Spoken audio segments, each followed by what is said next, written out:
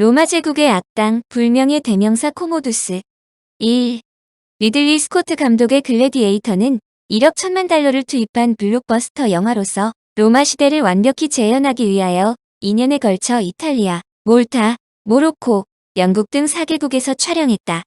컴퓨터 그래픽으로 원형 경기장 콜로세움을 그대로 복원하였으며 도입 후 10분 동안의 전투 장면에서는 실제로 영국의 산 하나를 모두 불태워 촬영하였다. 이례적으로 역사물임에도 2001년 제73회 아카데미상에서 12개 부문의 후보에 올라 작품상과 나무주연상을 비롯하여 의상, 음향, 시각효과상의 5개 부문을 수상하였다. 이 밖에 2001년 골든글로브상 드라마 부문 최우수 작품상, MTV 영화상의 최우수 영화상, 영국 아카데미상 작품상 등 5개 부문을 수상하였는데 글래디에이터는 역사적 사실과 재미를 가미하여 황제가 될 수 있었던 황제의 최측근이 검투사가 되어 파렴치 아닌 황제에 대항하는 영웅의 드라마틱한 복수담을 줄거리로 삼았다. 영상록으로 유명한 로마 황제 마르쿠스 아우렐리우스는 막시무스 장고를 총애하여 아들이 아닌 그에게 권력을 넘겨주기로 한다. 그러나 황제의 아들 아우렐리우스 코모두스는 질투와 분노를 느껴 급기야 황제를 직접 목 졸라 살해하고 황제가 된다. 코모두스는 곧바로 막시무스와 그의 가족을 죽이라고 명령한다. 막시무스는 근위병에 의해 체포되지만 극적으로 탈출하는데 그의 가족은 체포되어 십자가항에 처해진다. 그가 가족이 살해되었다는데 정신을 잃고 쓰러진 그는 노예로 팔려갔다. 그가 노예로 전락하지만 자신의 신분을 밝힐 수도 없는 처지다.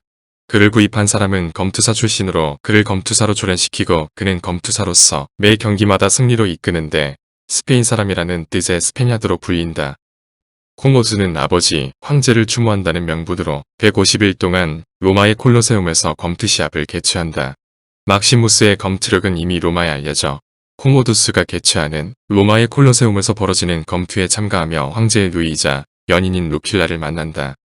황제인 코모두스는 검투사인 막시무스가 로마 전투부대와 집단적인 대결에서 승리하자 그를 만나러 경기장 안으로 들어와 그를 만나는데 그가 과거에 자신이 살해하도록 명령한 장본인임을 알아차린다. 그러나 로마의 영웅을 함부로 죽일 수는 없었다. 그 와중에서 코모두스에 대한 반란이 계획되며 루킬라 역시 막시무스의 반란을 돕지만 막시무스는 탈출 직전 체포된다. 코모두스는 막시무스와 1대1 결투를 벌인다고 자청한다. 그러나 이 결투는 코모두스가 막시무스의 어깨를 칼로 찔러 한쪽 팔을 제대로 사용하지 못하는 중상자로 만든 불공평한 결투다.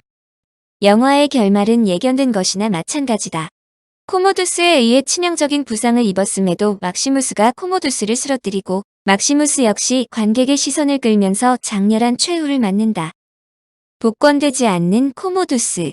로마의 황제 중 3대 악당으로 칼리굴라, 네로, 코모두스를 그동안 거명했는데 현재 칼리굴라와 네로는 어느 정도 복권된 상태이다. 적어도 2명은 천하의 악당으로 자리매김할 정도로 악당은 아니라는 뜻이다. 다른 황제들이 행동도 이들에 비해 만만치 않았다는 뜻인데 그런 중에서 코모두스는 아직도 복권되지 않았다.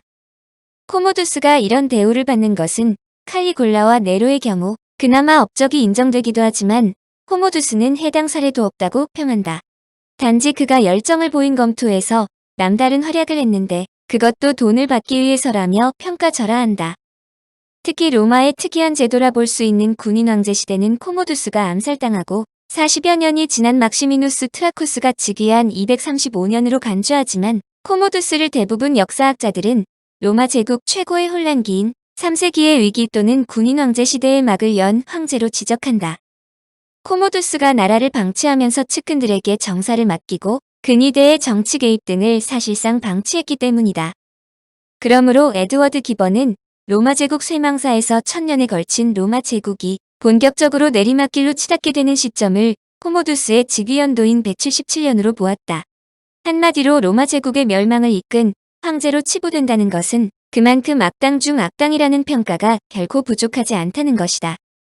코모두스, 즉 루키우스 아우렐리우스 코모두스는 서기 161년 로마 근교의 도시 라누비움에서 마르쿠스 아우렐리우스 황제와 파우스티나 황후의 자녀 14명 중 10번째로 태어났으며 일란성 쌍둥이 형제 중 한 명이었다.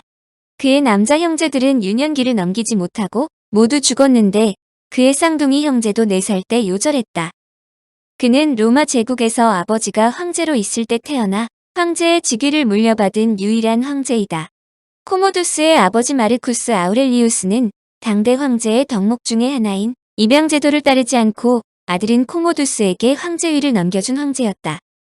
아우렐리우스 황제 전 80년간 황제들은 자신의 2세들 대부분 대제국을 책임지기에 부족하므로 입양하여 황제위를 물려주었다.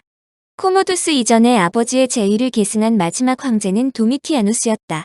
그러나 아우렐리우스는 관례를 따르지 않고 아들을 훌륭한 스승돌이 가르치도록 했고 공식적으로 코모두스를 후계자로 선포했다.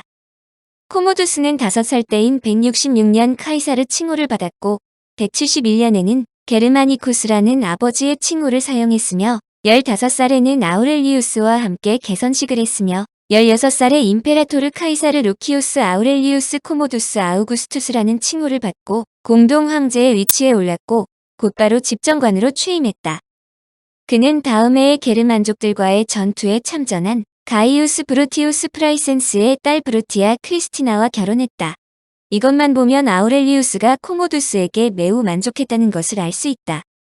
코모두스는 아버지와 함께 178년과 179년에 도나우 전선에서 함께 싸웠고 180년으로 계획된 원정을 시작하기도 전에 아버지가 사망하여 제위에 올랐다. 그렇게 마르쿠스 아우렐리우스가 진중에서 죽은 후 코모두스는 로마 제국의 황제가 되었다.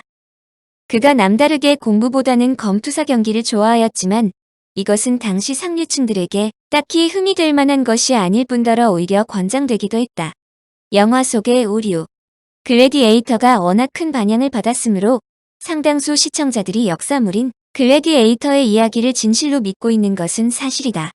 그런데 글래디에이터는 영화 사상 가장 오류가 많은 영화임을 지적할 필요가 있다. 특히 리들리 스콧 감독의 글래디에이터는 아카데미상의 핵심이라고 볼 수 있는 작품상과 남우주연상을 받았을 정도로 작품성과 흥행성을 두루 갖춘 스펙타클 영화다. 그러므로 흥행의 귀재로 알려진 제임스 카메룬 감독이 제작한 타이타닉과 비견할 정도로 완벽한 완성도를 보여준 영화로까지 평가되므로 영화 장면을 두고 오류를 꼽는다는 것이 오히려 이상할 정도이지만 글래디에이터는 여타 영화와는 달리 보다 심각한 오류가 있다. 역사적으로 잘 알려진 사실에 대한 변조이다. 그것도 영화라는 특성에 따른 소소한 변조가 아니라 영화 스토리 자체를 오도하는 내용이라 감독의 용감성에 놀랄 따름이다. 우선 작은 역사적 오류로 막시무스의 부인과 자식이 영화의 서두 부분에서 십자가형으로 화형당했다고 나온다. 이 점은 영화에서 간략하게 처리되었지만 로마 시민은 어떤 경우에도 십자가형을 받지 않았다고 알려진다. 당대의 십자가형은 가장 치욕적인 형벌이므로 로마인이 반역에 가담했다고 하더라도 십자가형은 면했다. 물론 여기에 틈새는 있다. 절대 권력자인 황제가 직접 십자가형을 명했을 때 이를 부하들이 거부하지 못했을 것이라는 뜻인데 이 문제에 관한 한 코모두스 황제가 그렇게 명했다는 명백한 증거가 있는 것이 아니므로 넘어가기 바란다. 글래디에이터에 등장하는 마르쿠스 아우렐리우스 황제는 로마의 5명의 현재 네르바, 트라야누스, 하드리아누스, 안토니우스를 포함하여 5명 중 한 사람이며 아우렐리우스 코모두스도 실존한 로마 황제이다.